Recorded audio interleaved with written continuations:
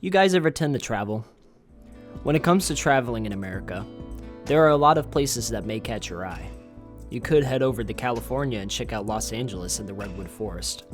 You could fly over to New York City and see the sights and smells of the concrete jungle. However, there is one state that many people flock to year-round and is also a popular retirement state. That being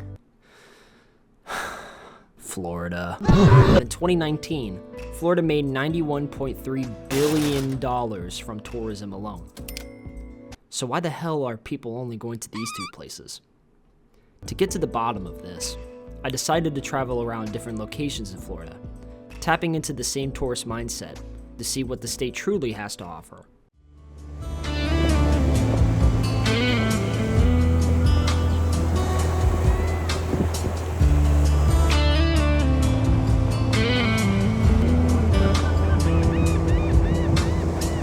Daytona used to be one of the most popular tourist destinations, as NASCAR was slowly on the rise.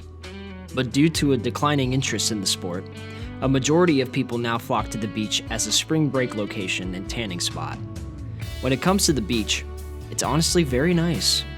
The red sand is very tough but soft, making it not only aesthetically pleasing, but great for a drive. Luckily, the motorsport still reigns true to this day, as I visited during Bike Week.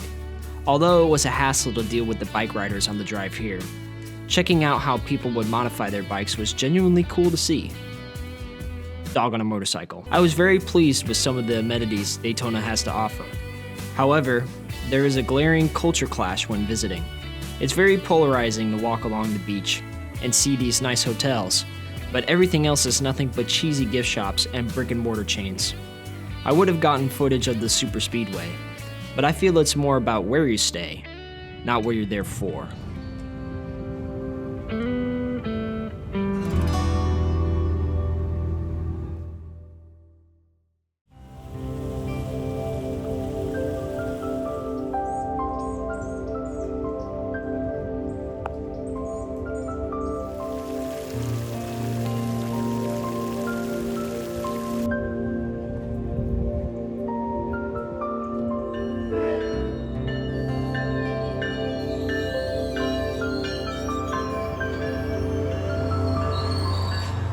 The next place I went to see was located at the heart of Orlando.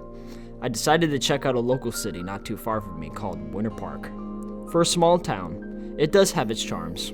There are many restaurants to check out, the park itself is very nice to walk around in, and all of the infrastructure fits well with everything surrounding it. I honestly don't have much to say about it, but it's a soothing place to go for the weekday. But it feels like there's something much left to be desired there. It makes me sad that most places similar to Winter Park get completely overshadowed by downtown Orlando, which is only 20 minutes away. There is a looming feeling of false promises here, but if overlooked, I recommend heading here rather than the main city.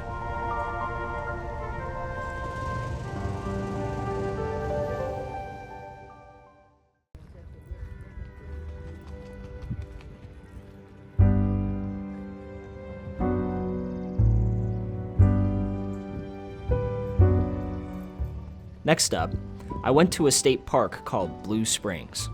This place was something I've always wanted to visit, but never found the time to do so, and I'm very happy that I got the chance. It's a bit of a distance away, but it's worth it to see and experience all the sights and sounds it has to offer. To the beautiful clear blue waters that are from a natural spring, the lush greenery and wildlife abound, and the history surrounding the park. But one of the main reasons you would want to visit is that it is one of the last locations to see native manatees roaming in the wild. Sadly, these sea cows have become endangered due to fishing, collision with boats, and habitat loss. So seeing these creatures thrive and roaming at Blue Springs is a magnificent sight to see, and may not be around for long since they only have 113 left in the springs, and only arrive during the winter. For the outdoorsmen, they have many amenities to offer, including kayak rentals, camping, and even boat tours. If you are looking for a natural slice of Florida without having to travel too far, Blue Springs should definitely be on your travel list.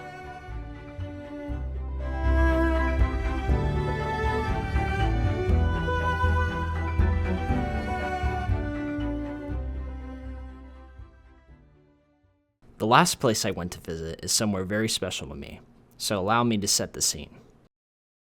Before you even get there, you have to drive on the interstate. All the cars and rolling infrastructure may tire your eyes. But sooner or later, you start heading on back roads, and it's nothing but this.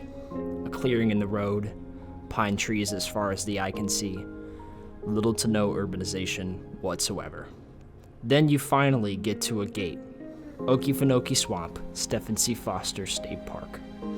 You drive more into the clearing and head into the trading post. You start to realize that there are more wildlife than there are humans there. You are the minority.